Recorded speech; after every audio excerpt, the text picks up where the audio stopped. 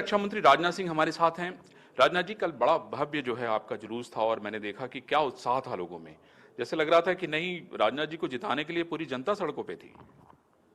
हमारे लिए भी अप्रत्याशित था। मुझे यह कल्पना नहीं थी कि जनता का इस हद तक का स्नेह मुझे प्राप्त है। हाँ, लोग सड़क पे इतनी धूप में भी पैदल चले जा रहे थे और लगातार जो है आप भी उन पे फूल बरसाए जा रहे थे। हाँ, स्वाभाविक है। ये आपस के दोनों लोगों का प्यार है, मुझे लगता है। तो स्वाभाविक है। मैं तो प्यार करता ही हूँ और जनता का भी इसलिए मुझे प्राप्त है। मैं सौभाग्यशाली हूँ इस मामले में। राजनाथ जी, मेरे मन में एक बड़ा सवाल था कि अयोध्या का जब राम मंदिर रामलला का जब को बिठाया जा रहा था, उस दौरान आप लोगों ने सभी मुस्लिम धर्म गुरुओं को बुलाया था, सभी विपक्ष के लोगों को बुलाया था, लेकिन कोई व्यक्ति आया नहीं है।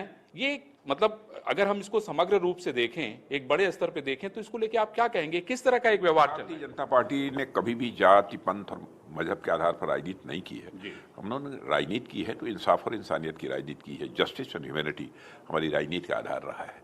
इसीलिए आपने देखा होगा कि हमारी सरकार की जो भी योजनाएं हैं, उन योजनाओं को लागू करने में भी किसी प्रकार का कोई भेदभाव, किसी प्रकार का डिस्क्रिमिनेशन हमारी सरकार ने नहीं किया है जी।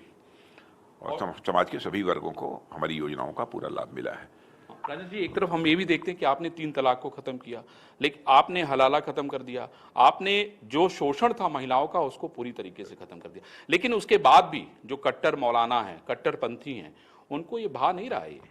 नहीं, लेकिन बहुतों का समर्थन प्राप्त है।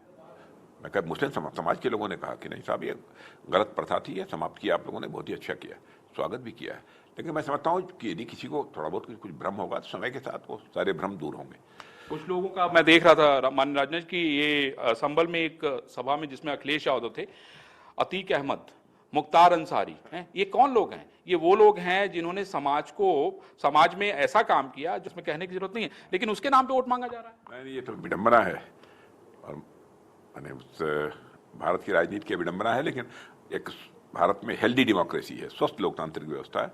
मैं समझता हूँ कि ऐसे लोगों का समर्थन करने वाले राजनीतिक पार्टियों को जनता का स्नेह, जनता का आशीर्वाद किसी भी सूरत में प्राप्त नहीं होगा, इसीलिए उनकी दुर्गति भी हो रही है। राजनाथ जी, 400 पार इस बार का ये बड़ा नारा आप लोगों ने लगाया है, क्या उम्मीद करते हैं कि 400 पार हो जाएगा? नहीं, लक्ष्य यही है कि हमारी एनडीए 400 से अधिक सीटों पर विजय प्राप्त करे। आखिरी सवाल, पाकिस्तान और चाइना, इसको लेके आप अक्सर अपनी बात कहते रहते हैं। आपको क्या लगता है कि ये जो दोनों देश हैं वो भारत के लिए किस तरीके से मित्रता, किस तरीके से शत्रुता दोनों रखते हैं? भारत का जहां तक प्रश्न है, भारत अपने सारे पड़ोसी देशों के साथ अच्छे रिश्ते बनाकर रखना चाहता है, क्योंकि हमारे अटल जी भी कहा करते थे कि हमें इस बात को ध्यान में रखना चाहिए कि जिंदगी में दोस्त बदल सकते हैं लेकिन पड़ोसी नहीं बदलते हैं।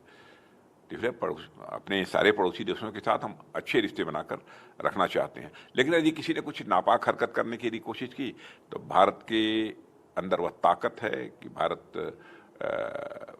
किसी भी सूरत में अपने देश की सीमाओं के लिए कोई संकट पैदा नहीं होने देगा। 370 हटा के आपने दिखा भी दिया है। हाँ, 370 हटा और अब देखिए स्थिति पूरी तरह से जम्मू कश्मीर में सामान्य है और वहाँ पर टूरिस्ट का नंबर भी बड़ी तेजी के साथ बढ़ा है, विकास भी हो रहा है। विकास भी तेजी के साथ हो रहा है।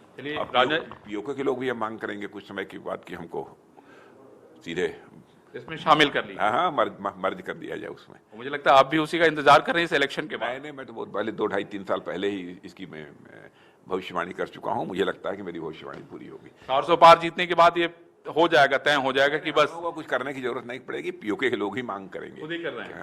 हाँ, खुद ही मांग करेंगे, बिल्कुल करना शुरू कर दिया है। 2 साल 2.5 साल पहले मैंने बोला था, मैंने देखा कि उसके बाद टेलीविजन पर कि वहाँ के कुछ लोग मांग कर रहे थे। वहाँ हालात इतने खराब हैं, तो पाकिस्तान की जो हालत है वो बद से बदतर है। वहाँ खाने के लिए पानी नहीं है, पेट्रोल इतना महंगा है। यही स्थिति है।